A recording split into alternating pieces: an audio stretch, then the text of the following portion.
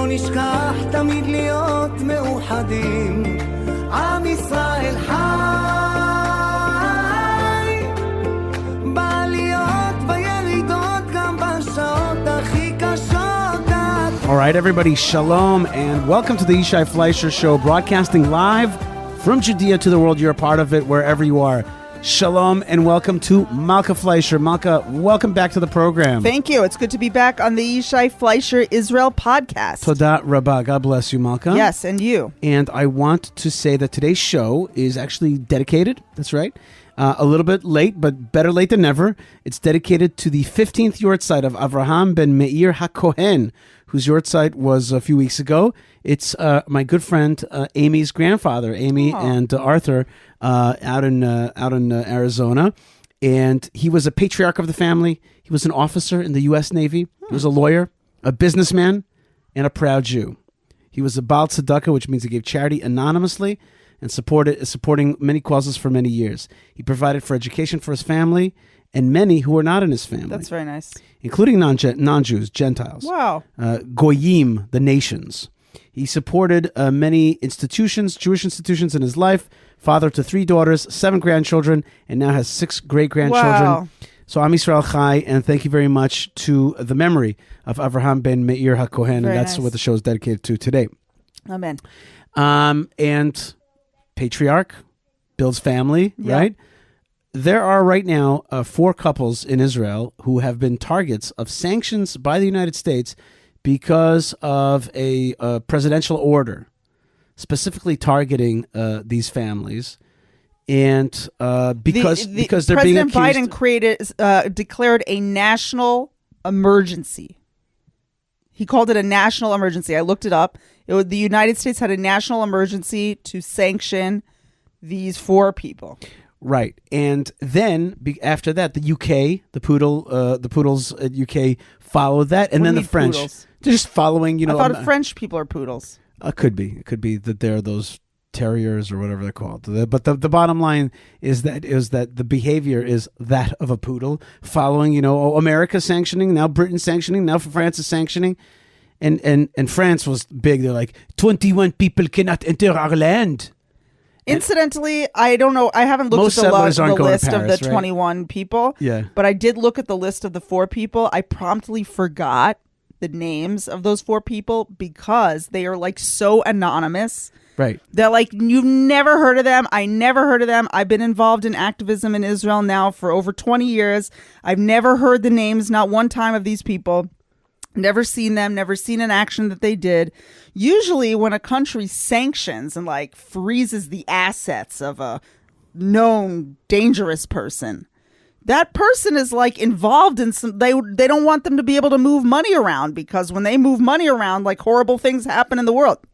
I never heard of these guys. In fact, Israel, to my shame, got involved in the freezing of these bank accounts game. And one of the guys, I know 2 of the banks. One of them is called Bank Leumi. It's one of the banks here in Israel. It's even international a little bit. And one of them is Bank Hador. You guys don't know about Bank Hador, but basically what it is that in Israel, you can open up like a little checking account at your post office, and you can use it to pay your bills. You can pay bills from there. You can receive money into there. It's the simplest bank account you can think of. And this guy's like Bank Hador, his post office bank account, because that's the only bank account he has, is frozen up. These guys, my guess is that they've never been on an airplane in their lives. They are not leaders of something. They do not have followers. I just think that people might not understand what you're saying. Okay. What you're saying, I just want to clarify it for people. Yeah. What you're saying is that these folks are really not known criminals in any way. And they're not I've never famous. heard of them. Right. And you've never heard of them. Right. And I heard of one. He happens to work for a related organization. Right. To Hebron, but the accusations, just to make it clear, is that they are been violent to Palestinians. That's the accusation. Now, Incidentally, if that's true, by the way, then we have a whole court system here. Right. In Israel. So that can deal with that. That's right. So let me tell you 3 wrong things with this executive order. All right. 1, it is an abrogation of Israeli sovereignty. because a sovereign, let's say America has a problem with some of our citizens, they say, okay, Israel, can you please look into, Right. as an ally and a sovereign, we're asking you to have your sovereign police powers and do justice. do up in justice, there. right? So Yeah. so it's an abrogation of Israeli sovereignty. 2, it's an abrogation of due process, because these people don't even have any court cases open against them In the country in which they live. Right. It's like, and in other countries, there is no court case. You have taken summary judgment on them. What is the proof? Where's the court? What is the what you're decreeing that you're punishing people now? There's no due process. It's like, where's the due process? And punishing them how? Yeah. Like that they can't buy milk? Right. They can't buy Like, milk. what is it that you're getting them to not do? Right. You want them to go to jail. Okay. Show the proof. But what is this business? And number 3 is this an equal application of the law? Like, if these guys supposedly are Violent threats to right, like local Arabs. I can give you endless a list amount of 2,500 people. Right now, we could give you a list who of people who should be incite, sanctioned by the United States. create of America. violence, and they're usually jihadists and Arabs, Right? People with court cases. So it's so obvious what this is. It's a bullying tactic. Sadly, some Israeli banks complied. Usually, I don't know what the story with Bankador is with the mail one, but usually it's what happened with Leumi is that Leumi has got American bank accounts, and according to the executive order, anybody doing business with this is going to get sanctioned, which Right, means so they that have to their comply. accounts are going to be frozen. Right. But now they're saying that the municipalities that support these people, like the South Hebron Hills, are also going to be open to sanctions because they also deal with these people. But from the get-go, the minute I heard this, I said to them, you mean the state of Israel, which provides them with health care and other things? So now the state of Israel has to be sanctioned in toto? Right, because you it pick has these a 4 citizen people. that was like may or may not have done something that may or may not be Not may or may prosecutable. not. They are innocent till proven guilty, and the state that they reside in, an ally, has not issued any court cases against them. So this is an absurdity. It's another one of these things. Like, look, this guy.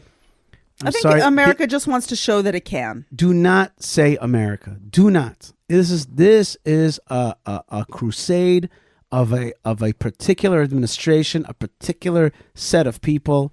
And today, earlier, I interviewed a Moroccan Arab, pro-Israel Moroccan Arab, and he's Moroccan. And he said to me, the great danger today, and what I know, is the alliance between progressives and the jihadists. Mm-hmm. That's the greatest danger, and that's what we're having here. That's exactly the moment that we're having here. Malkah, we have a great show lined up today, but before we kind of get into that, I do want to say that we have another dedication today, and that's for the people that have fallen in the last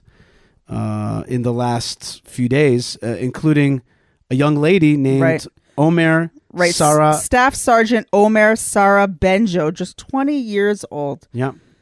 Of the 91st Division, 869th Combat Intelligence Collection Unit. There were rockets fired from Hezbollah onto an Israeli army base today. And from the reports, like from the little winks they're giving you, you can get a lot of information. And what they said is that medics scanned buildings that had been hit by rocket fire. Buildings, plural. And the body of a woman was discovered. And this was she. Staff Sergeant Omer Sara Benjo. So there was a major attack on an Israeli army base in the north, and buildings were destroyed. You know what they call that? They call that war. Right. And you know what the response is? So that's what Itamar Ben-Gvir said today. So do you know what the proper response is for these kind of attacks? War. Right. And I feel sadness that she was killed. Right. But I feel okay to express rage. Oh yeah. War rage. And that's the thing. The thing is, we have been too cooled off. We're just not good expressing proper rage. Listen, I got to tell you, our fighters are fighting so hard. And I just heard some heartbreaking stories today from my friend. Oren told me about some of his buddies that were just killed down in Gaza. 3. He knew all the 3 guys that were killed from one unit yesterday. And you look up the heavens and you're like, God Almighty. What did he say? He said that they were the best guys. And he said one guy who was, without a question, a tzaddik, a righteous Torah Jew of a rabbinic level. Yes. He said that a bomb blew up right next to him. Everybody else, the other two guys that were killed, were badly cut up and broken and all kinds of stuff like that. They didn't find a scratch on him. He's dead. His soul just like left. His soul left. The body just did not get a scratch on it, although the bomb exploded right next to him. But his soul just left. And he said this was the righteous guy. So there's a lot of intensity out there. We are definitely in battle. And I want to give koach, strength to everybody out there, Jew and Gentile, to pray strong for the strength of Israel. Hashem oz lamoiten. Right now, don't worry about Hashem Yivrach Tamo B'Shalom. That's for a little bit later. May first God give the Jewish people strength, and later on we'll get the peace. But right now we need to fight. We need to push these people back. We need to use this opportunity. And as I said in every show these days, which is like, don't let these people die in vain. Use this moment to harness that horribleness and say, right, we will protect our next generations. Right. It's definitely true that you have such an amount of suffering. Let's just be honest. So many widows, so many orphans, so many parents who will never get to hug their child again. And at least let us give them the gift of saying, my son died and my arms ache for him. But I know that because of him, we live in a safe Israel. That's right. It cannot be that after all this and all the children whose fathers will not be at their weddings and at their bar mitzvahs and at their birthday parties, and all the women who have to start over and raise their kids and try to find a person to share their life with again after all this stuff. It cannot be that after all this, what we're going to do is look at them and go, listen, we had to make painful concessions, for peace, so that for the next 3 or 4 years we can have quiet-ishness. Right. That is not enough. We cannot say that to them. Malkah, we just unloaded on our beloved friends and listeners some hardness. Yeah. Now it's time to shift gears a little bit and to give people strength that comes through this war as well. There's a lot of light and a lot of strength that's coming. And I did an interview earlier today with a man whose mission is to bring beef jerky to the soldiers. That is a righteous mission. It is. It's a great interview. Take a listen. The help of God, we're fighting a war here in Israel, and everybody wants a part of it. Out in America and other places, people are sending in stuff. Here in Israel, people are volunteering on so many different levels. People are just looking inside and asking themselves, how can I be part of it? How can I take just a small role to help the soldiers, the people that have been injured, families of the abductees? In my community, there's a family that took it upon themselves to make a cafe that runs in town just free for a few hours every day for wives of soldiers that are in the army right now. People are doing beautiful things. Chaim Rutenberg has taken upon himself to make beef jerky to beef up our boys and girls, our soldiers. And he reached out to me, and I'm like, this is a cool story. Chaim, thank you very much for what you're doing, but explain to me what you're doing. What is it about beef jerky that's so important? What are you doing? Who are you giving it out to? And what's the story? Amazing. First of all, you're the soundtrack of our Aliyah. 10 years ago, it was you in Ben Gurion Airport, live production. My family's on there, your little video clip from that day. And so thank you. And it's an honor to be part of our country. And you're the spokesperson and the voice for that. And Chaim, I see that you are with a beautiful background. I asked you before the show if you're in Key West, but you told me that you are in beautiful Beit Shemesh. Looks great there. You're wearing it's not cold. You look like you're the sun's setting right now. It's gorgeous out there. This is Eretz Yisrael. This is our land. There's so much Ma'aseh Meraglim goes around, and Baruch Hashem, we're able to be part of this wonderful world that we're in. And so to answer your question, from the beginning of the war, like so many people, we were just looking for something to do. I'm a software engineer. My wife's in finance. Just looking for something to do, helping the Chevra Kadisha when we could, and helped the volunteer system at Hadassah Hospital. And then my nephew was by us right here on this street in Beit Shemesh. He, with his wonderful wife, He ran up north with so many others that morning. They ran everywhere in the country. And a week later, he was hungry. And my son, he has a special diet. When we go to away for the summers, he takes beef jerky with him because it's a stable food. It's nutritious. There's no additives. It's just pure food. And it's a meal in a bag that you could take anywhere at any time and have it with you. So my wife says, we got to do beef jerky. We couldn't find it in the store. I reached out to a few vendors. And within a day, had around 150 packages. They took them up north, met with the Rasap in the northern border, and actually the army captain guy who's in charge of procurement and stuff for the army, right? Thank you. So we took them up there with some jackets that he wanted, and they said these jackets aren't good, but the beef jerky's perfect. So we ended up taking the jackets to the Pikud Safon, which was unfortunately targeted today. Northern Command. Thank you, sir. And Chaim, you've become too Israeli. You're speaking English. Don't mess with my Hebrew. No one understands a word of it.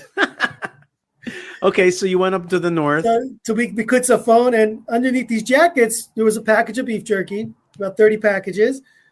I gave one to this guy, Kobe Tzafati, the head of logistics up there. He's like the mama bear of all the units in the north. He loved it. He gave some to try to senior commanders. And by the time I got back to Beit Shemesh, they went into the field and they got me back. And Kobe said, we want thousands. This is the one food we don't have. And put every last minute, every effort in. I just want to say that I like salad and I like potatoes and chicken, but beef makes me feel stronger and better. And I'm just that kind of guy. And I think there's a lot of guys like me. And when you're out there, you are depleting your proteins. A meat snack, that just sounds awesome, especially if it's like, not full of preservatives and stuff. It's just good stuff. It's great. I've had this argument a few times with people. I say value over cost. Like, what about chicken jerky? What about this? What about that? Like, what is a steak in a bag that's shelf stable in a tank in Gaza in the middle of a war worth? Totally.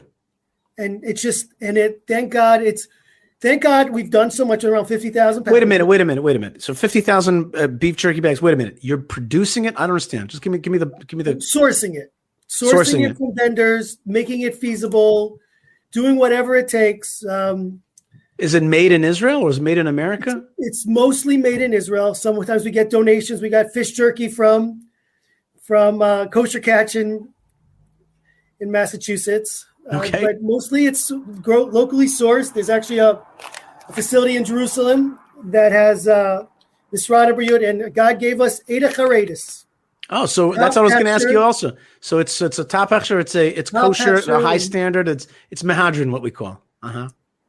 And it's just been an amazing experience seeing the Yad Hashem every minute, literally. Hand of God, yeah. Hand of God, thank you. And literally, like the Lubavitcher Rebbe says that at this period of time, we're in the final steps. We know we're in the final days, our final opportunities to do good before it just becomes too easy to do good. And in this process, sometimes it's been too easy and sometimes it's been really hard. And always seen that magic. Like even today, someone called me on Sunday, a unit in the South, they wanted 100 packages of beef jerky. That's $1,000 right there. Every request is so big. Well, how are you funding all this? Prayer. And I got to try that. Actually, I have tried that. we know. So yeah, it's just but are people supporting? Are people jumping on board to be part of this thing? So I would say yes. Baruch Hashem, we've raised around $400,000. Baruch Hashem, thank God, that's great. It's actually right before the war started. My wife wanted us to switch up our car for an electric car. And I didn't, because I was thinking, how many mitzvahs can I do in an electric car? It's limited to a certain number of kilometers. I actually put about 50,000 kilometers on our car driving to different bases in the last few months. Amazing.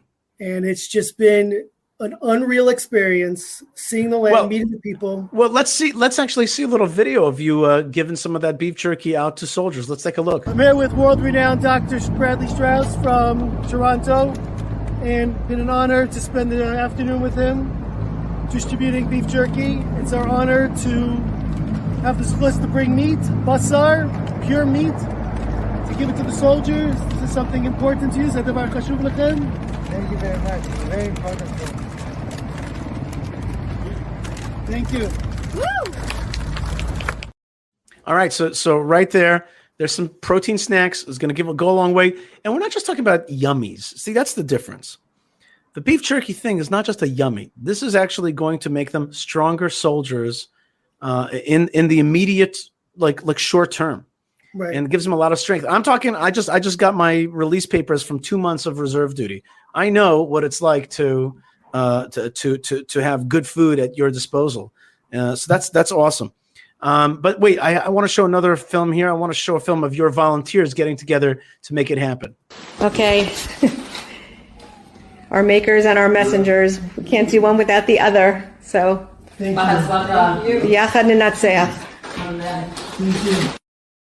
So if you eat a lot of beef jerky, do you become as tall as that guy that was standing there? That was the tallest Jew. That's a dad actually that has some kids he hasn't seen his son in 3 months. Wow. And that's actually Susie Fishbanks. You heard about the projects. I said, you know what? I'm supposed to meet up with them. They package 100 bags every week to send to their boys. I said, let's meet at your apartment. And she got to meet them, met us. And it's so amazing to be mechazek. And one of that's been strengthened, right? You're doing it. And one of the things that was saying like this, the Bavitcher Rebbe says that at the end of times when you're doing good, you feel great. If you're not doing anything, you feel miserable. And that's one symbol that we're in. Also, you could go all out. We believe in Eretz Yisrael being 100%. The most beautiful place, the most wonderful place for all nations, full of love, a light to the people. Here we have, like you said, it's tasty, it's practical, it's portable. You got beautiful notes. It's a great gift. On the back. Oh, there's notes on the back. I love it. There's notes on the back. Look at look at that. And we got got people notes writing notes inside. And if you want to see something really cool, I sent you a screenshot from, we had Yeshiva Mivaseret Zion, 250 guys. They came to Yeshiva Reishi and they wrote beautiful notes.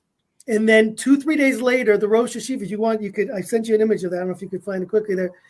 And the Rosh Yeshiva sent back a response.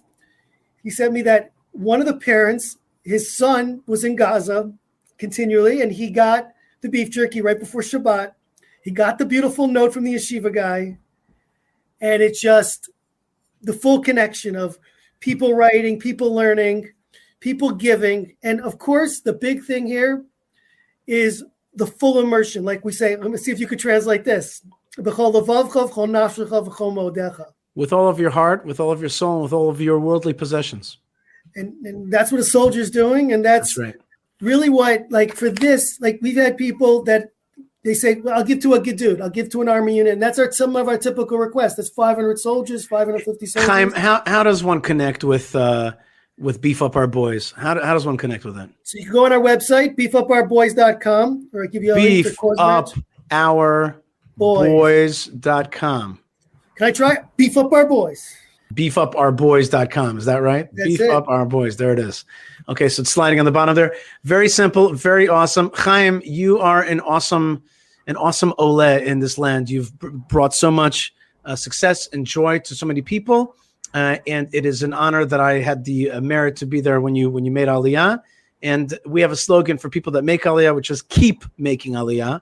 And that's exactly what you're doing. And I want to give you a lot of bracha to continue to succeed. And thank you very much for giving me the honor of speaking with you about beefupourboys.com. And I urge everybody, of course, to beef up the boys. Just that simple. Thank you. Thank you. That was good. I want some beef jerky. Yeah, that's good, healthy sustenance right up in there. That's right. Speaking of healthy sustenance, our good friends at prohibitionpickle.co.il. Yes.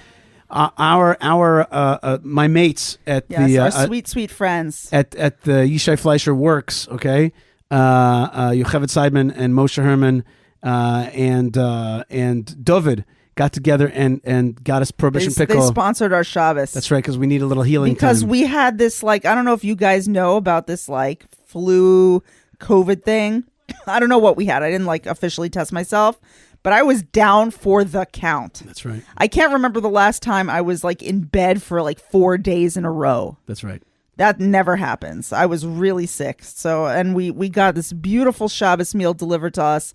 It really warmed my heart, and it made life so much easier for us, and it was delicious, and And we really appreciated it so much. Prohibitionpickle.co.il. Malkah, look at my watch. I'm still wearing my regular day watch has not come back yet, so I'm still wearing my Tissot. That's from RetroWatchGuy.com. Check out RetroWatchGuy.com. Really great stuff. And now they're from Israel. Okay, they're in Israel, so God bless them. And let's thank our good friends at JewishPress.com for putting up my show every single week. It's really awesome. And thank you very much to the Land of Israel Network, which hosts the show and gets it out to the world as well. And check out our other great shows there. And thank you to Ari and Jeremy for doing such a great job in the farm. That's right. They're doing a great job. I wanna give a shout out to their YouTube page, and I want to give a shout out to your YouTube page, Yishai. Yes, my YouTube page is flying. And you're really getting out there in your shorts. That's right. Not in your actual summertime shorts. That's right. But in your YouTube shorts. And I do recommend that you put on some shorts and subscribe to my channel, YouTube channel. We're having a lot of fun there's over a there. huge growth that's happening there. That's right. So, Malkah, I'm actually running for city council locally here in Judea. Not as a first place, but I'm on the list. Right, on the council. On the council? Yeah. Ben Bresky has done a very interesting, our intrepid reporter Ben Bresky has done a very interesting retrospective on the story of Israel's first elections and the blessings of Shechianu that some people made. And so Ben Bresky, that'll be interesting. One of his great skills is that he can really bring the past back to life. Ben Bresky on Israel's first elections.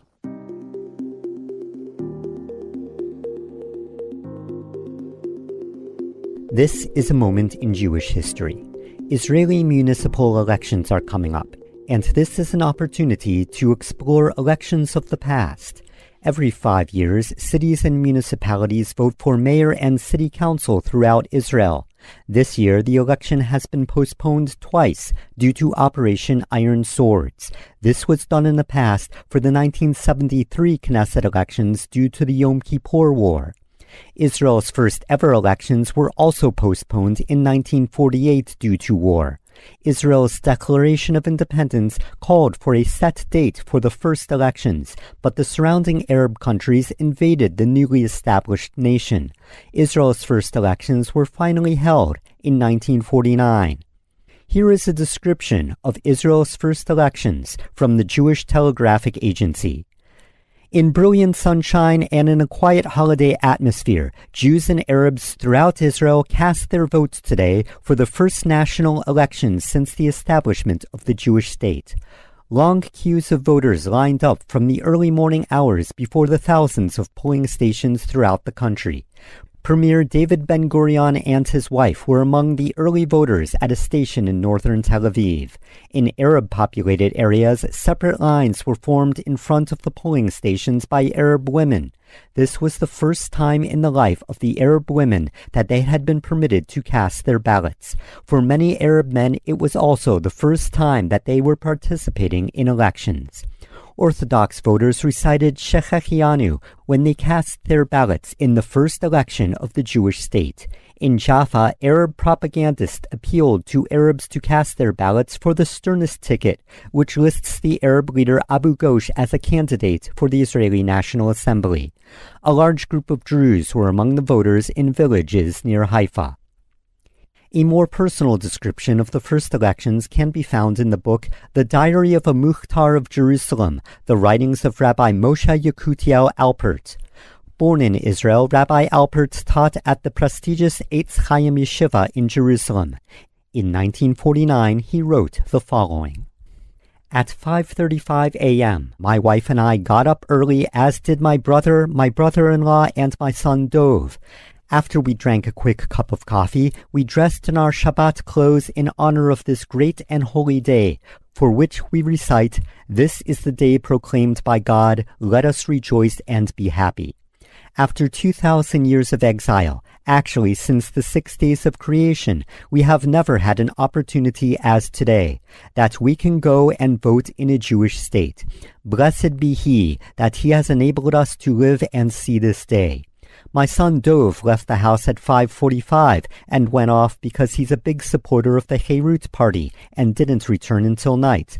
My wife and I and my brother and brother-in-law went to the voting station of District 10, holding our State of Israel issued identity cards in our hands. We walked a short distance from our house to the poll with great joy.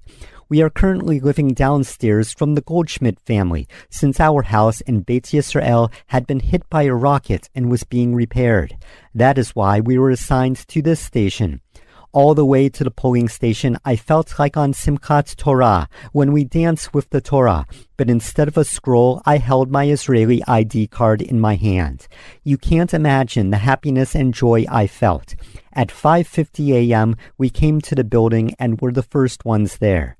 The janitor brought the ballot box, and the chairman called me and my brother over to honor the elderly and asked us to witness the fact that the box was indeed empty and observe its sealing.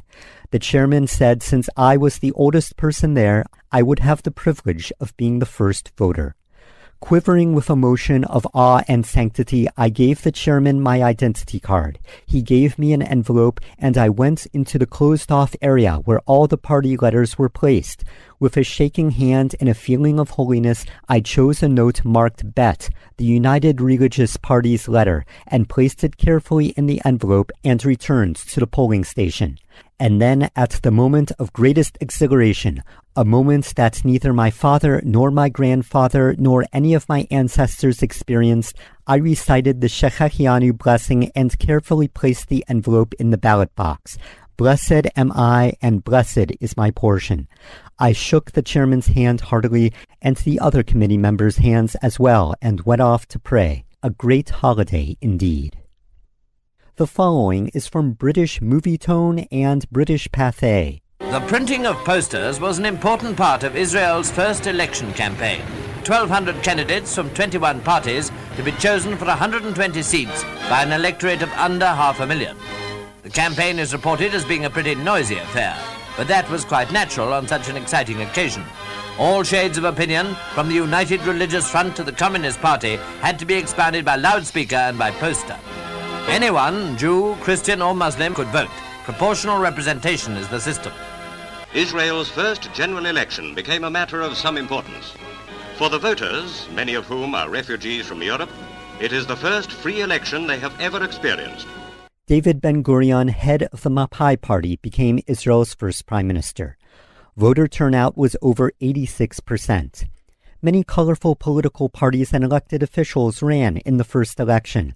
The party described by Rabbi Alpert in his memoirs as Bet was the United Religious Front. It became the third largest following Ben-Gurion's Mapai and the similar Mapam, which later joined forces to become the Labor Party. The United Religious Front was headed by Rabbi Yehuda Leib Fishman, who later became Yehuda Leib Maimon. He was one of the founders of the Mizrahi movement in 1902 and was arrested several times for Zionist activity by the Russian authorities. In 1946, he was imprisoned by the British in Latrun. The British detained him on Shabbat, and he refused to ride in a vehicle and offered instead to walk to the nearby police station. The British refused his offer and forced him into the car. Maimon helped draft Israel's Declaration of Independence and was one of its signers. He attempted to get his friend David Ben-Gurion to add the words, "Trust in the God of Israel," to the declaration, but the committee opted for a compromise with the secular members, and it says today, "Trust in the Rock of Israel," which could be interpreted in both a religious and secular sense. Other notable parties were Menachem Begin's Herut Party, the fourth largest, and the Israeli Communist Party, which won one seat in the Knesset plenum. Another party was the Yemenite Association, headed by Zachariah Glaska. The party's roots went back to the 1920s as the Association of Yemenis in Israel, which had delegates in the World Zionist Congress and the Provisional State Council when the British still controlled the land of Israel. The Democratic List of Nazareth was headed by Saif el-Din el-Zuabi, who was a member of the Knesset until 1979. Before the establishment of the state, he worked in the Haganah's news service. The party's other leader was Amin Salim Jarjora, who was born in Nazareth to a Christian Arab family and attended law school in Jerusalem. He served in the Ottoman army during World War I and later became mayor of Nazareth. The WIZO, the Women's International Zionist Organization, was founded in 1920 in England and had delegates in the Zionist movement. Before Israel's independence, Rachel Lubarsky, later Rachel Cohen-Kagan, represented WIZO in the Provisional State Council. She was later elected in the first Knesset. She was a signer of the Declaration of Independence and wrote about the historic moment as follows. The voice that read the text was David Ben-Gurion's familiar voice. The words were familiar, the surrounding faces also familiar, and yet it was impossible to perceive that all of this was happening in reality. From that day, I began to understand Chagall. His floating figures began to speak to my heart. It was clear to me why a bride and groom float in Chagall's pictures in the air, above rooftops, because I myself experienced a similar experience. In moments when a person feels that a dream becomes reality and joy fills his heart, they are able to soar above the rooftops. To this day, it is difficult for me to put into words my feelings on that day. My lips and perhaps human language in general are too poor. I think that only music and art can give a proper expression. The fighters list was headed by Nathan Friedman, later Natan Yellen Moore, former head of the Lehi, the Fighters for the Freedom of Israel, an underground militant group dedicated to pushing the British out of Israel. He took over the Lehi after its founder, Avraham Stern, was killed by British police, and led the group with Professor Israel Eldad and Yitzhak Shamir. Yellen Moore was a wanted man by the British and once escaped from the detention camp in Latrun. His time in Knesset was short-lived. Professor Eldad turned to writing and teaching. Yitzhak Shamir joined the Mossad Secret Service and in the 1980s became prime minister, sharing the role with Shimon Peres when their election came out a tie. But that is a story for another time. This has been a moment in Jewish history. Thank you to Yishai Fleisher. Thank you to all the listeners, and shalom. Zionist history, check. That's right. Okay. Oof, God bless us to keep going forward from those days and keep the start. The match was lit and the nation is off.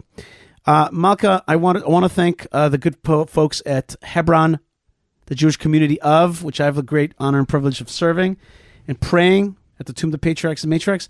I got to tell you, Malkah, one of the greatest things about my job / life, is that I get to pray at the Tomb of the Patriarchs and Matriarchs. Yeah, that's pretty big. Today, for example, was a day that I didn't go into the tomb because I was just busy. But even when I drive out of Hebron, I stop. You give a little wave-a-witz? And I even stop and I try to pray a little bit. And nice. What a schut. What a schut. That's right. And our Torah is so holy. And, on other shows of this nature where you hear about politics, you might not hear about the Torah. So first thing, I want to thank Hebron, the Jewish community of, and recommend that you check out HebronFund.org, which is doing a great job at getting the story of Hebron out to the world and getting folks to be part of it from all over the world. So HebronFund.org. And the other thing is that I was in Hebron today, and in my little studio office, I got to speak with the one and only Rav Mike Feuer. Nice. About this Torah portion, and specifically about one verse. Ooh. That verse that is really the purpose of life. What? That's right, the purpose of life. Well, let's find out what that is real fast. Here is Rav Mike and myself talking about the very purpose of life in Israel. I'm joined today by none other than Rav Mike Feuer. Rav Mike, welcome to the show. Yishai, it's good to see you. It's good to have you back. People, you're back by popular demand, literally. I wanted to talk with you today about one of the most powerful verses in the Torah, which is going to be in this week's Torah portion. That verse is found in the book of Exodus, chapter 24, and it is verse 8. No, verse 9. No, verse 8. Sorry, here it is, verse 8. And it goes like this. Vasu li mikdash v'shachanti betocham. They shall make for me a tabernacle or a holy place or a temple, or really a holy place, right? Would you translate like that? Vasuli Mikdash. They'll make for me a sanctuary in modern sanctuary. V'shachanti betocham, and I shall dwell amongst them. This word shachanti is from the word shachen, which means neighbor or Shekhinah, which means presence. And I will dwell amongst them or inside of them. Within them, yes. Within them, right. So this verse has come to be so meaningful, and we'll describe some of the different ways that it's understood, but it is within a Torah portion, which is all about how to construct a tabernacle. This is the type of Torah portion. We have not seen this type yet in this cycle of Torah reading. Suddenly, this is the blueprint Torah portions, right? Mm-hmm. And here we have this verse, which is in some sense all encompassing. This is what it's all about. I'm going to give you the blueprint, but what's the point of this? Just a few short words. Make for me a sanctuary, a holy place, and I shall dwell within you. Some people say, well, this means you got to work out and eat healthy because you create a sanctuary and then the Spirit dwells within you. And other people say, well, this means that God is going to be in your city, Jerusalem, and then amongst your people. And then maybe there's a bigger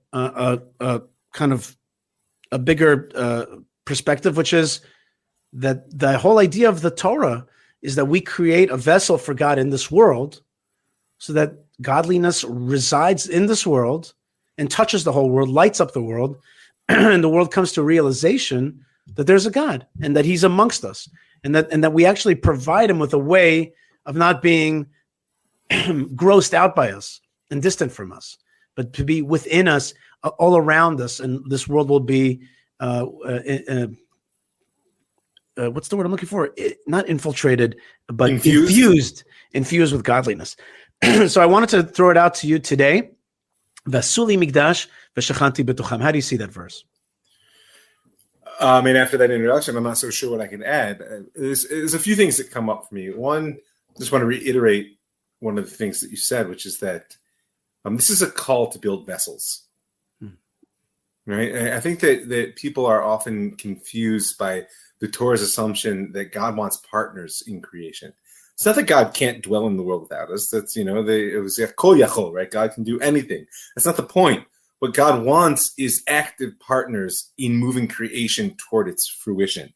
And probably the most profound expression of the relationship between creation and creator is this idea of mikdash, right? That there's some way in which the world, physical world that we know, be it in the personal, in the collective, or in the sort of whole creation as a whole, can actually be a vessel for the divine presence. But it has to be built, right? And if there's no other message that one derives from the intense detail of the parsha that follows this sort of general introduction, is that it's not going to be built in a simple step, right? That in a certain sense, every action that we do, every thought that we have, every emotion that we feel is meant to be a brick in creating in our own lives this type of mikdash, and then ultimately in our societies it functions the same way. Because otherwise, the challenge is that where does all that energy go? Right? Meaning, I see our society suffering from this today. Is that you can pour enormous amount of energy into progress, into achievements, but without a central organizing principle, you will always be hobbled in your ability to achieve. I know this as a counselor and life coach. People don't have clear vision, then even their daily goals will lack direction. So I would say that what this is that the center point tells us this is the mission. Connect heaven and earth. And we can talk about the different scales that you named. I think the simple reading here is as a national effort, but I think that the notion that it applies personally and to creation as a whole are true as well. But without this central connecting vision, the risk is that our tremendous efforts to build the world will basically fall apart. How many teenagers do you think you could go to and say, tell me what the purpose of life is? And they'll say to you, well, the purpose of life, that's kind of simple, which is to create for God a domain in this lower world, to create for him a space. Just that simple concept that our job is to create a place for God's presence. Now, I don't know if you want to touch on this or not, but I'm gonna go big here. Why would God want that? Why would he want us to work on creating a space for him? Isn't the whole world his creation and therefore his space? Well, God is the space of the world. The world is not the space of God. And that's how our sages said it, which is many implications that were perhaps left unstated right now. But the simple one is that God created the world out of a desire for relationship. We have to go all the way back to the first couple of chapters of Genesis and just recall two simple statements. Right? One is that humanity is created in the image of God. Right? That's a beautiful, powerful, and embracing principle. The other one, when I say that's the first statement about human nature. The first statement about the human condition is it's not good for humanity to be alone, right? So put the two together logically. If humanity is created in the image of God, and it's not good for humanity to be alone, then it's not good for God to be alone, right? But here's the problem, so to speak, that the Creator faces, is that God is able to do anything without anyone else. What God wants is a relationship, and that requires, to some degree, some sort of peer or equal, or at least a partner. And that's why God is the place of the world, but the world is not the place of God. God stands outside the world and waits for us to invite God in. Not that God can't be here, but it's the invitation that matters. It's the effort to build the vessel that matters, not the vessel itself per se, right? But there has to be something that's the product, because it can't just be an intention. And I'm telling you, from my experience as a coach and a counselor, without concrete vision, then your goals and your daily tasks will lack the power to really change you or the world around you. Yeah, definitely. I so wish that we could kind of distill what you just said and place it as like an index card in front of every teenager in the world and be like, okay, our job is to have a relationship with God and to give him a safe space, if you will, in this lower world. And there's nothing more beautiful than revealing God in this corporeal universe that, although he created it, it hides him, and that our job is to reveal him and channel him in this world. I want to go out on a limb for a second. Go ahead. What's that? You ready? I want to go out on a limb for a second. All right, go. People are speaking a lot today about the lack of vision from our leadership, and perhaps you might even say the lack of leadership altogether that Am Yisrael is facing. I would say this is because we've abandoned the vision of the temple as a society. That has always been our driving. If you had stopped a Jew on the street in 18th century Poland, or 15th century North Africa, or keep going, 10th century Babylon, or what have you, and asked, where's this all headed? They would have said, well, back to Jerusalem to build the temple. And it's one of the most important questions in understanding Jewish history, to understand how it is that when we actually began to make that process real in the world, establish a state, and then ultimately conquer Jerusalem again, etc., how it is that vision not only sort of fell away, but in certain sense, within large portions of our leadership core, became anathema, right? You're crazy messianist if you want to build the temple today. You're not a person who is connected to the essential vision of Judaism historically and the Torah in its essence. Oh, and you're dangerous. Well, that's the crazy part, right? Crazy messianist. You're going to set the Middle East on fire. Right. Well, there's a difference between crazy and dangerous. Fire going on out there anyway. That's right. And yet, those forces that see the building of a third temple as dangerous and crazy, similar forces or related forces are fond or were fond of calling Israel itself the third temple or the third commonwealth. Sure. Now, on the one hand, I think that there's a great lack in using the term third commonwealth, because I was with a Japanese reporter today, and I said to him, this is not our first rodeo here. This is our third commonwealth. And I laid it out to him, and I said to him, you, sir, are Tanaka. You are from an ancient peoples as well. You know what that's like. And I started talking to him about the ancient stones that they have in Japan, these tsunami stones that warn them, whatever. And he got into it. And I was like, we're an ancient peoples on this land. So I do love, and I think it's very underutilized the language of the third commonwealth. I mean, I started thinking that we should have this on our flag, like the third commonwealth, Israel, the third commonwealth. This should be like something that we use all the time, the Third Commonwealth, and just use that language all the time, because that will undermine the occupation style narrative where Johnny come latelys lie. But what I wanted to ask you, maybe on a historical level as well, is there was such a concept that this is the state of Israel is the third temple. Some people find that offensive.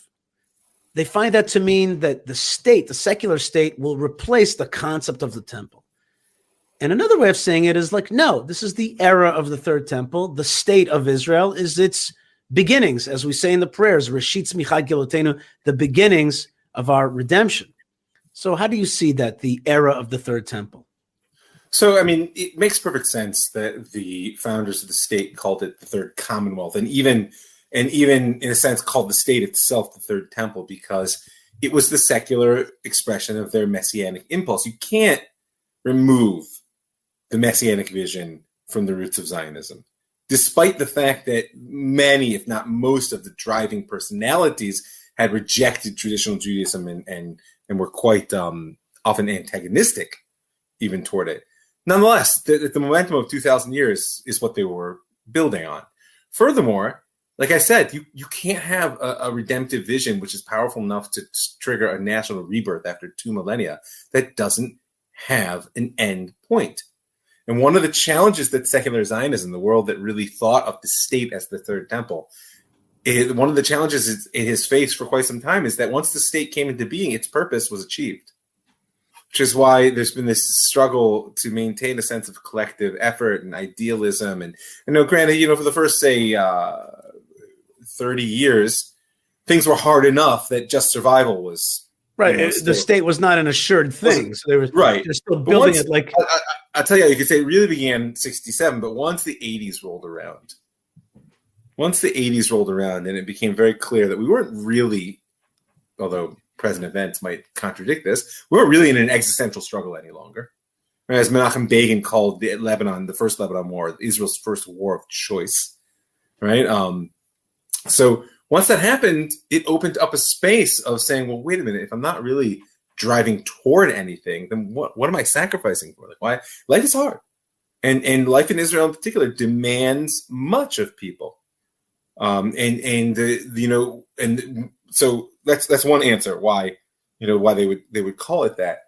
The other piece is that Rav Kook was fond of speaking about, and he was of that generation of the secular Zionists. He wasn't a secular Zionist, but who would call the state or the pre-state the efforts toward building the Third Republic and even the Third Temple. He was fond of speaking. He was fond of speaking of the effort of building the vessel and then sanctifying the vessel. And this is something you still hear the students speak about today, and right is that when asu mikdash v'shechanti b'tocham, right, make me a sanctuary and I will dwell amongst you. There's a physical building there, may it be the state or a temple, but then there's the true sanctification that draws God into the world. And it could be that we're in a process now, and we really have the strongest state in Jewish history. I think that we've surpassed the power that Herod wielded during the Roman era and the Hasmoneans wielded during the late Greek era. Maybe David and Solomon, but maybe not. I mean, we can, if we would choose to do so, we wield quite a bit of power. And the question is, what are we going to do with it? And this is the problem that plagues our society. What are we going to do with it? And if your answer to that is we're going to live a normal life and we just want to be like everybody else, I got news for you. The footsteps of Jewish history are so loud that coming after you with that attitude that you should just. Well, it goes back to what you said before, which is a question of how do you visualize yourself? How do you what's your internal chronometer telling you? What are you doing? Like what's your goal? And if you have this goal of being a channel, and I have 2 slogans for Israel. Which I think they're very easy. They're like slogans that I think would be touristic slogans. One is land of miracles, right? Israel, land of miracles, right? I think people would be drawn to that. It's land of miracles. Another way of saying that is land of revelation, but I think that's a little scarier. I like land of miracles. But it's the same thing. Yeah. I love land of miracles. But I only meant to say the second one in order to get your sense that miracles means revelation, means God's revelation, land of miracles. Sure. And another slogan for Israel is Israel, land of blessings. So simple. And once you embody that, again, embody that, right? Like embody that Israel is a land of blessings, and like our job is to channel blessings into this world. It becomes a great raison d'etre. It becomes like a reason to live and do it, to be like a channel for God's presence in this world. And I know about my own life. It fills you. It fills you.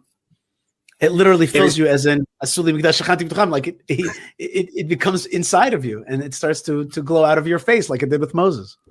I mean, listen, I happen to agree with you, but you're obviously aware of the challenge that it poses, because it rests on the assumption that God not only exists but desires a relationship. Mm-hmm. Something with which I hold very dear and is a central facet of my daily practice. Forgetting my my thought processes, but it's a big challenge. It's a big challenge, freighted with a lot of pain, difficulty, and poor education and judgment. I mean, like Am Yisrael, just Am Yisrael. Forget the nations of the world for a minute. Just Am Yisrael, we haven't passed through the last couple hundred years in an easy fashion. And the hands of those of us who are striving to live Torah are not clean in that difficulty.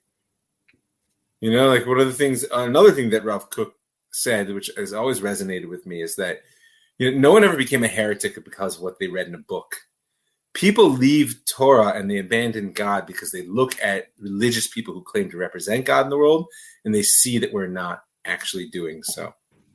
Okay, so let me riff off that. And the riff is exactly the opposite, which is, you said right now that some people are turned off and they say, this ain't it, because they meet the bad guy at the synagogue, or they meet the bad rabbi, or they had the bad experience, it's over. But there is a group that is always talking about the third temple, and that is the jihad, the enemies of Israel. They are completely sure. They are completely sure that we're on this quest to build the third temple. And in fact, one of the jihad documents, a Hamas document that was released, it was a spokesman, a Hamas spokesman, who said, well, one of the reasons we started this war is because they brought in these 5 red heifers that are in Shiloh right now. WorldNet Daily broke it, and they said, one of the complaints that Hamas had was like, we got to start this war because they're flying in these red heifers from Texas. I know the people I've interviewed on my show, the people that brought the red heifers, and there are literally 5 red heifers in Shiloh. They actually fly them in. It's a $500,000 story. It's a long and unbelievable story. They flew these guys in. They flew in these red heifers from Texas. It's a story, huh? First class. Yeah, it's. I want to make a good joke. I couldn't figure it out. Let's just not go there. Okay. Yeah. Well, they really know how to move. Okay. Anyway, so they flew over. Instead of making a good joke, you made a bad. No, that was a bad joke, bad pun. But the point is that, and not a joke, for the jihad, their whole thing is that this war is about Jerusalem. This war, they literally name it the Al-Aqsa flood. They're trying to flood out the Zionists and the would-be Third Templars from breaching the walls of Jerusalem, their Al-Quds, and they want to. And another example is one of the things that Hamas demanded in the recent negotiations with Israel is that all visitation to the Temple Mount would stop. That was literally one of their demands. And sadly, something that many in our government would say, hey, what do I care? So stop that. That's an easy answer. Sure. But the point is that they are totally convinced that this whole war is about Jerusalem, and that the third temple, the Jewish third temple, is on the way, and that they have to do everything to stop it. And they are much more concerned about this. And you're right. They're like you're trying to build a third temple. And a lot of times the Israeli government's like, no. Nobody here is trying to work on a third temple. Well, I mean, and then there's other Jews who are like, no, we are working on a third temple. But so my question to you is, let's flip it to from the perspective of the enemies, or by the way, lovers of Israel as well, who are like, hey, I think you guys are trying to build a third temple. Like, what's our relationship with the Gentiles, with the world? Everybody's talking about the world all the time. There's a world out there that sees Israel as building a third temple. What's going on from their perspective? Well, I think, like I said before, that the essence of what it is to be a Jew, and certainly as a people, is that we have a task. It's a human capacity, but it's a Jewish responsibility, let's say, to connect heaven and earth. That's what we do. From Jacob's dream on, right? Yeah, I mean, that's one of the reasons that Jacob's ladder is, in many ways, the archetypical symbol. By the way, just parenthetically, notice what I noticed since I lived in Beit El, where that story happened, is that is one of the lesser used icons of Jewish iconography. I happen to know this is a pet peeve of yours. Yes, no, it's true. I think it's one of the lesser used because it's one of the least understood, and it also relates to the fact that for better or worse, I want to say most Jews, they just want to live a normal life. They want to live a normal life. Like, whatever, connect heaven and earth. Yeah, in your personal behavior, right? What does it mean to be Am Segula? Right? We saw a couple of parshiot ago. The guy called us a treasured people, a nation of ministers and a holy people. This is a very big demand. Well, I'll tell you what it doesn't mean. It doesn't mean that we get to go to the head of the line in the grocery store, and that our interest rates are lower, and that the whole world should just, No, what it means is that we have a lot of work to do. Right. And it never ceases. Mm-hmm. It never ceases. That the demand of focused intentionality and constructive energy in every action is there. Right. 613 mitzvot and the entire corpus of law that emerges from it means that a Jew never wastes a moment if they're on their game. Obviously, we're human as well. But nonetheless, that's the expectation on your personal level. Communally speaking, also so, right? Whether it's the obligations for education and creating sort of mikdash ma'at, what we call in the synagogue and other spaces of learning and sanctuary. As a national people, the world are looking to us and saying, like, we want heaven and earth to connect. There is something lacking. And either they're looking and saying they want to usurp our position, right? Which is what the jihadists want to do. They claim that their prophet came along and is in Judaism 3.0 and that they've got it. So therefore they want to, and this is a consistent pattern of Islam in history of destroying and building over the sacred places of other peoples by a physical assertion of replacement, that they have come along and taken all the sanctity into their path, right? So therefore, they're convinced that we're going to try to push back on that because they understand it's our essential nature. And oftentimes your enemies understand you better than you. And the other nations, I assume you're speaking about certain elements within the Christian world who are supportive of the Zionist project because of their own sort of eschatology, their own vision of the end of days. They know, especially those who do so without antagonism, with this very new sort of like interest in seeing the Jews as a partner in the process, they know that we have a capacity that we have not yet exercised. They definitely do. And they definitely have a keen sense of that. It's a strange example, but I think it's an important one. If you look in some of the oldest works of law in European history, the Visigothic Code, there's a fun one, right? Visigoths were the German tribe who ruled the Iberian Peninsula before the Muslims came in. No big fans of the Jews. The Visigothic Code encodes many of the classic anti-Semitic, as we would call it, principles of that came a big part of European law. But one of the things it says there is that you're not allowed to hire a Jew to bless your fields. What does that tell you? Jews just to bless fields. People were hiring Jews to bless their fields. Right, that's right. And they believed it worked. Here in Hebron, where I am right now at my studios in Hebron, there was a rabbanit a wife of a rabbi, but herself a holy person. Her name was Menucha Rachel.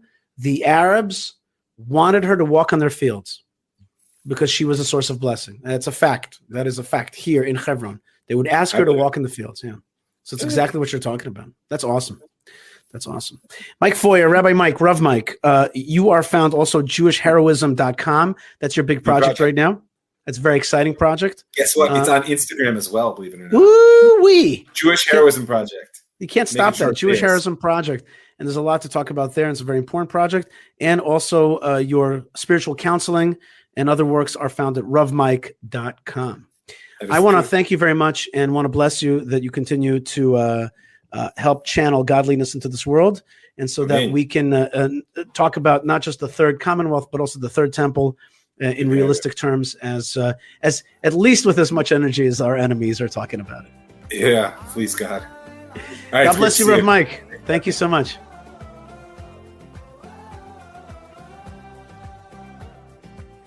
All right, Mike Feuer. Wow, he's the one and only, right? Him and I have a special chemistry. It's a real gift when I get a chance to speak with him. And I'm going to listen to that audio again because it inspired There's some me. deep stuff. Vasuli mikdash v'shachanti b'tocham. That's the ultimate verse. That maybe it's the ultimate verse in the Bible. Maybe it's certainly in the running. Certainly in the running. Okay, Malkah. I also want to thank the good folks at High on the Har, right? Which is getting you up on the Temple Mount. HighOnTheHar.com, and the one and only MJ and the good folks there will get you up in holiness and awesomeness. My mom is up on the Temple Mount every week. And she's a Temple Mount faithful. That's right. Say it. Own it. And do not be embarrassed about it. Say it out there. I'm a Temple Mount faithful. Say it out loud. Say it wherever you are in your car right now. Say it. I'm a Temple Mount faithful. So that's really awesome. And I want to also, when I think about the Temple Mount, I also think about cycling through Jerusalem on koshercycletours.com and just seeing that beautiful, beautiful land. Now it's such a beautiful weather out also. Oh my now gosh, would be so a great green. time for a kosher cycle tour. That's right. It would be. It's time for us to go on a kosher cycle tour. Okay, speaking of kosher, there's a new book out there called Kosher Giving, and it's about a proper charity and thinking about philanthropy. And my good friend Avi Zimmerman is the author, and I got to speak with him earlier today. So let's hear about Kosher Giving. My good friend Avi Zimmerman has written a new book, which is called The Donor's Guide to War and Peace. We're in war. We're trying to get to peace. It's called Kosher Giving. Great title. 4 steps to creating your meaningful, mindful, and measurable philanthropy plan, which is great, because when we want to get stuff done in this world, we need philanthropy. It really matters. I actually love fundraising, and I think it's a beautiful art. And I love people who give. I think that people who give are really part of whatever they do in their work life, however they've made their money, but they actually want to keep using their money to get real things done in this world. I actually think it's a very beautiful thing. And I'm always, surprised when people say, I hate fundraising. Why do you hate fundraising? Don't you want to get awesome stuff done in this world? So that's why I am very interested in my friend's new book. And Avi Zimmerman joins us today. Avi, welcome to the program. You are the founder and CEO of Sector 4 Strategy, which is an Israel-based advisory firm, and you've written this book about giving. All right, let's hear about it. Why'd you write this book? Well, first of all, Yishai, thank you for this opportunity. It is awesome to spend time with Yishai, even if it's through a screen.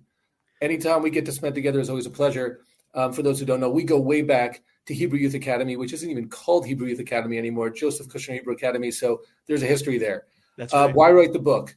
I asked myself the same question that everybody asked themselves at the very beginning of the war, which is, what is my role? What am I supposed to be doing?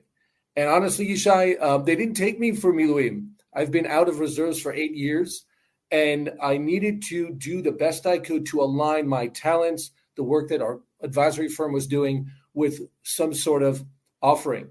And before the book, we actually started a website called koshergiving.com because we understood that there's a challenge when you have a few things that seem to really work together very nicely, but if they're not put together nicely or well, or the systems are out of sync, then we have a problem. Specifically, there was an unprecedented, and to a large degree there remains, an unprecedented set of needs causes that need to be tended to here in Israel because of the war. That happened immediately. The next piece, though, was, like you just said, Yishai, people who want to do good. And unprecedented giving from the beginning of the war and even until now, people who want to get involved, even if they're not here on the ground. And so they were giving unprecedented numbers. Also unprecedented voluntarism here in Israel. Some people coming from abroad, largely Israeli society, just everybody getting involved because it needed to happen.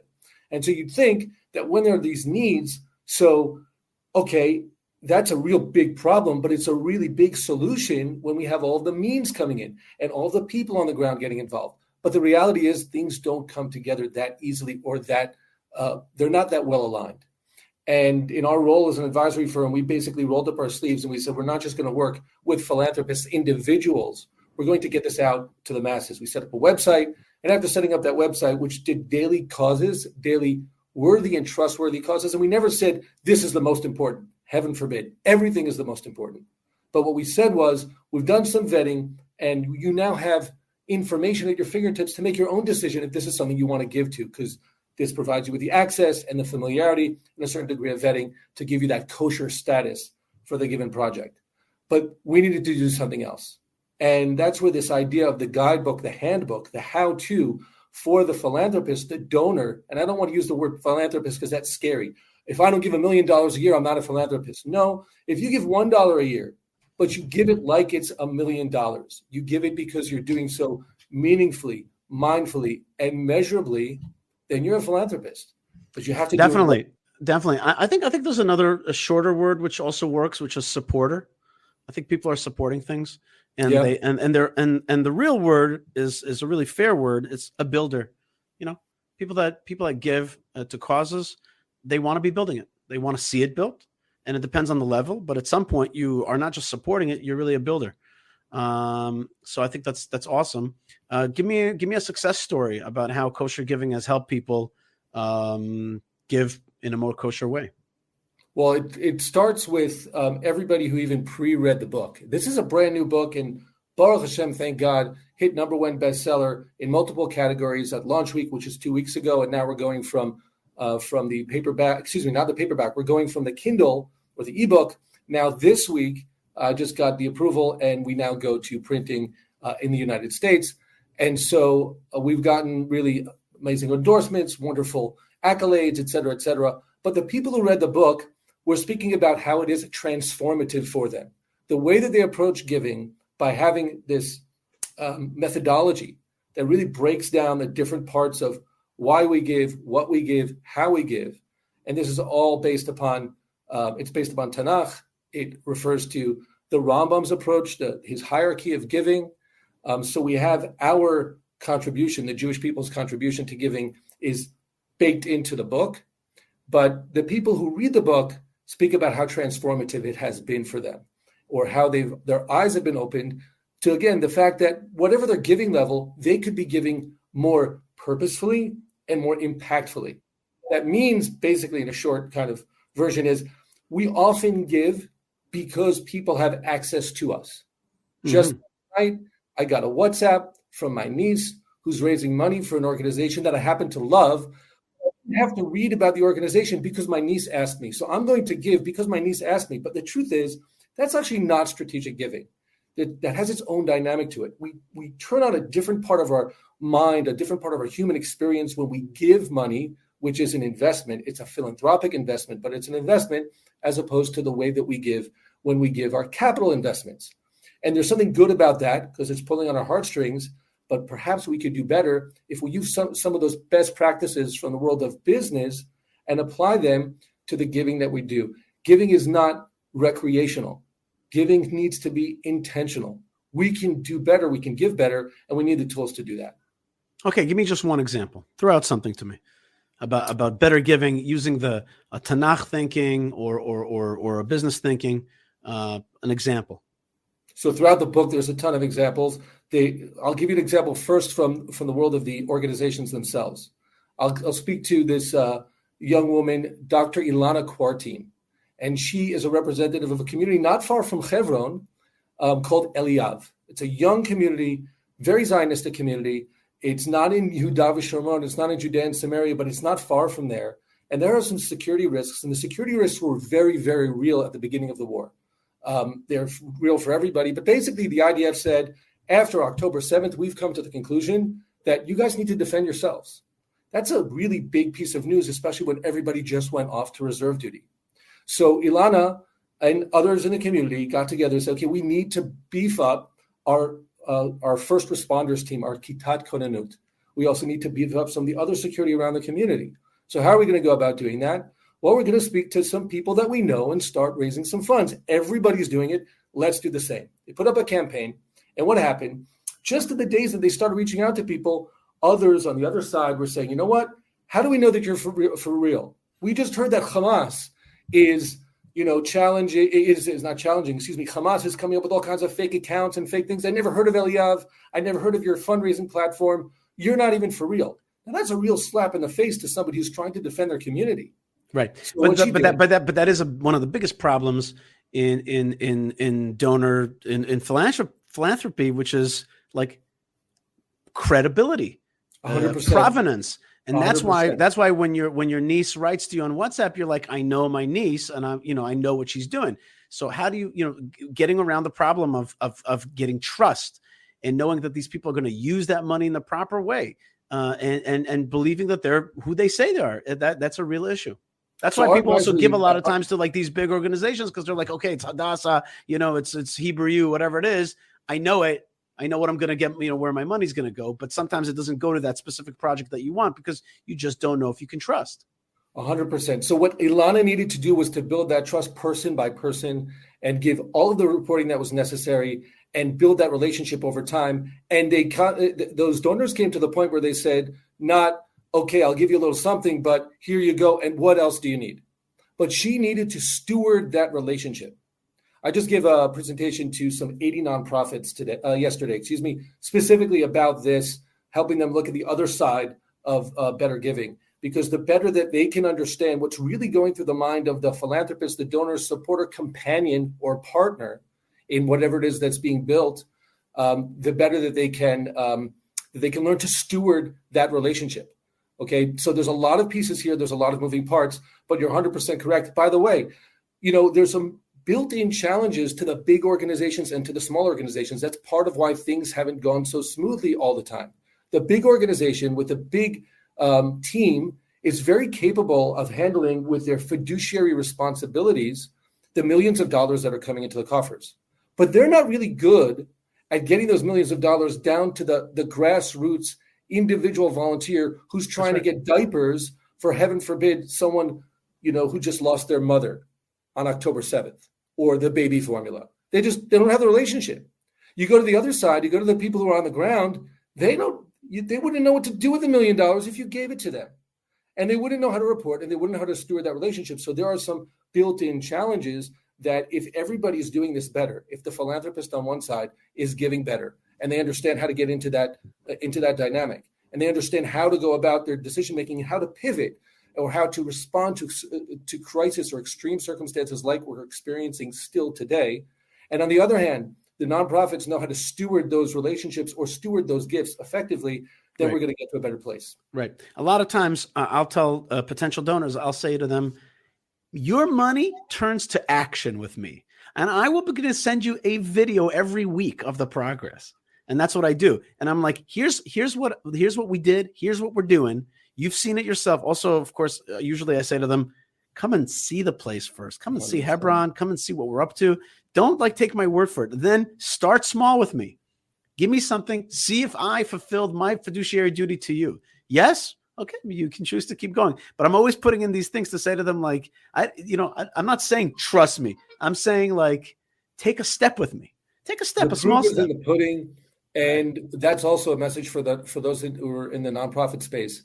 Your integrity is part of the currency that people are investing in. They're really giving to the people. People give to people. Right. Especially when people are at a great distance. The only thing they have to go on is their credibility, their integrity. That's a big, it's a heavy weight to carry. When you invest with somebody at your, investment, again, your capital investments, whatever they may be, you're actually not asking about their integrity so much. You just want to know that they're doing things by the book. They might not be the best person in the world. You're okay with that. They're giving you, the bottom line, and that's coming back to you, and that's okay. But if the person that you're working with in a nonprofit is a person who you don't trust, you're not giving him anything. And but again, there's just a different way of approaching these different things. The idea of kosher giving is really first and foremost what's going on now in Israel, but it's an evergreen process that we hope to get out there and really build a kosher giving community, and not only of Jews. The idea is, meaningful, mindful, and measurable. Even if you don't keep a kosher diet, those are things, those are principles that we can apply to lots of parts of life, including what we eat, but also including the way that we eat. Avi Zimmerman is the best-selling author of a brand new book, Kosher Giving. It's brand new, but it's already best-selling. 4 steps to creating your meaningful, mindful, measurable philanthropy plan, but it's from Israel with Jewish and Israeli thinking and Torah thinking. Avi Zimmerman, you're doing great work as usual. God bless you, and be successful in getting this important message out to folks. Amen. Thank you so much, Yishai. All right, folks, you are learning a lot here. We're learning a lot about kosher. Kosher could also be in money. It could be in a lot of parts of life.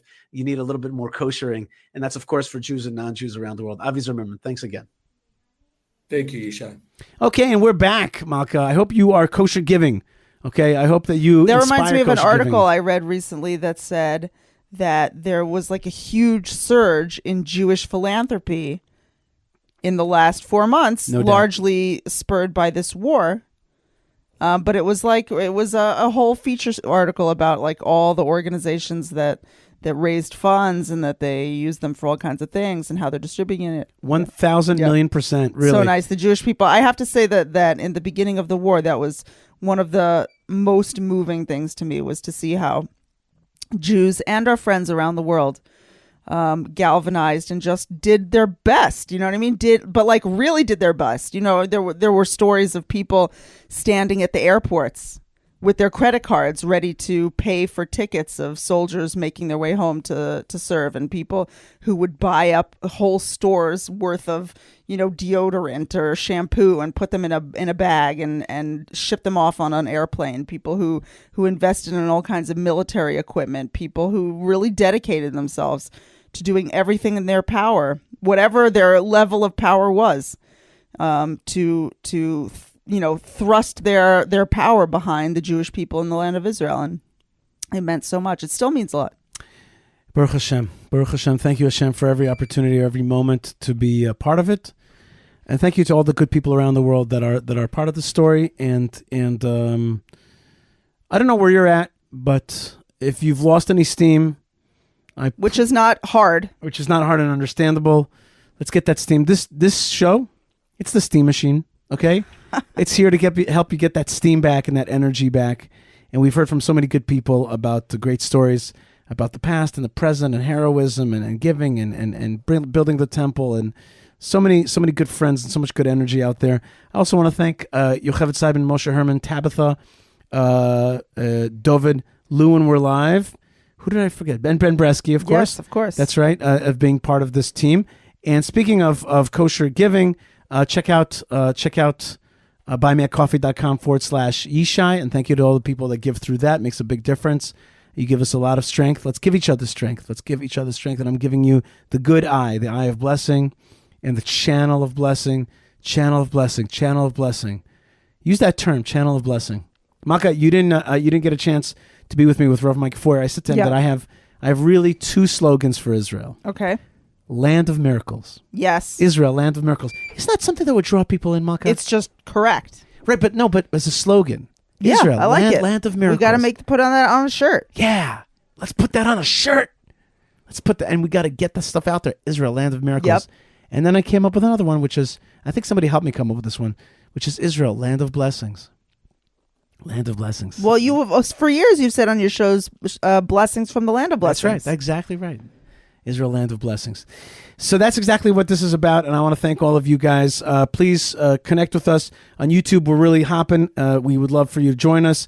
Thank you very much for being with us, and we send you blessings from the land of blessings. As was said before, it's still very true. It's truer than ever. That's truer than ever. It's getting even truer by the minute because we're getting closer to the time of full redemption.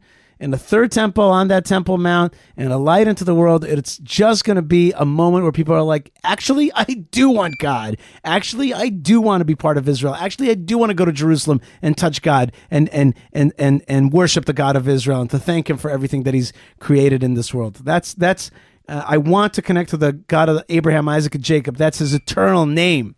That is his eternal name. Yes, hang in there, people. That's right. Don't break. Don't let nobody break you. We're just getting started over here. Bezrat Hashem.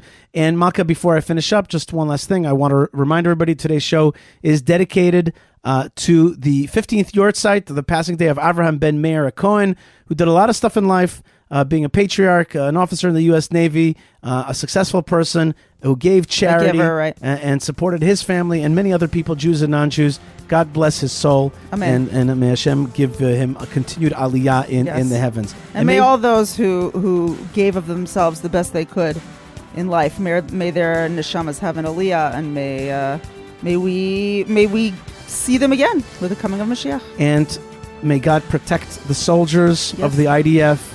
May God protect Israel and all the lovers of Israel in this time. And may God give us strength to be fighters. Thank you, and God bless you wherever you are. Shabbat Shalom. Shabbat Shalom.